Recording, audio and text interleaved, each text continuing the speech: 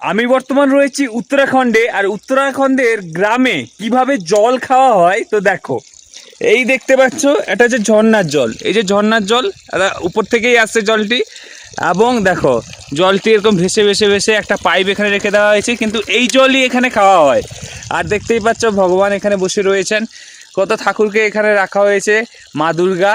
তো হর হর মহাদেব, জয় জগন্নাথ। বন্ধুরা, আমি আপনাদের বাংলা পূর্ব মেদিনীপুরের ছেলে। তো আমি যাচ্ছি সাইকেলে করে কেদারনাথ।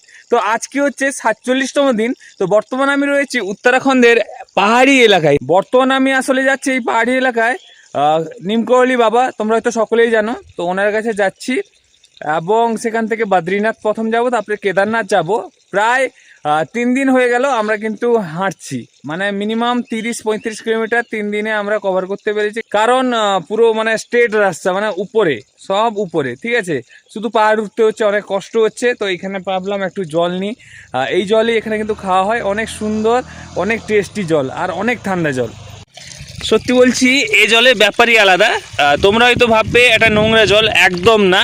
আমি জলটা আপনাদের দেখাচ্ছি, কত পরিষ্কার জল এবং ক্লিয়ার জল তোমরা দেখতে পাবে। এই যে হিমালয়ান ওয়াটার, যার দাম 100 টাকা করে বিক্রি হয়, হিমালয়ান ওয়াটার, সেগুলো তো সবাই খাচ্ছে।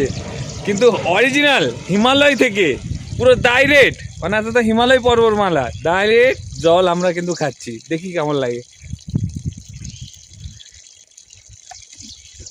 আহ, সত্যি বলছি, পুরো হেলদি, মানে কি বলবো, একদম ন্যাচারাল পুরো ওয়াটার, দারুণ খেতে।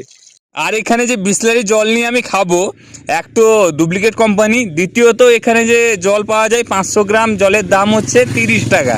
তো কত কিনে খাবো, সেই জন্য এই জল খেতে হচ্ছে। সাইকেলের অবস্থাও অনেক গুরুতর। আর রাতের বেলা কিন্তু আমরা এখানে সাইকেল চালাতে পারি না, 6টার পরে এখানে অ্যালাউ নেই, কারণ এখানে অনেক বাঘ রয়েছে। এই কালকেরই ঘটনা, একজন ব্যক্তি যাচ্ছিলেন বাইক চালিয়ে, তো বাইকের উপরে বাঘ লাফিয়ে পড়ে, এবং এই বাঘটি সেই বাইকের মধ্যে চেনে ভেসে থেকে যায়, যেটিকে কিন্তু সকালে উদ্ধারও করা হয়। তাছাড়াও আমরা কালকে রাত্রে এইখানেই ছিলাম। এই পাইলট বাবার আশ্রম রয়েছে নৈনিতালের পাশেই। তো এই পাইলট বাবার আশ্রমেই কিন্তু আমরা কালকে রাতটা কাটিয়েছিলাম। আর এই আশ্রম থেকে 10-15 কিলোমিটার দক্ষিণের দিকে গেলে তোমরা জানতেই পারবে, সেখানে কিন্তু প্রায় 3-4 দিন আগে 2টি বাঘ ধরা হয়েছে, যে বাঘগুলি প্রায় 15 দিনে 6টি মানুষকে মেরে ফেলেছে। হ্যাঁ, ঠিক কথাই বলছি।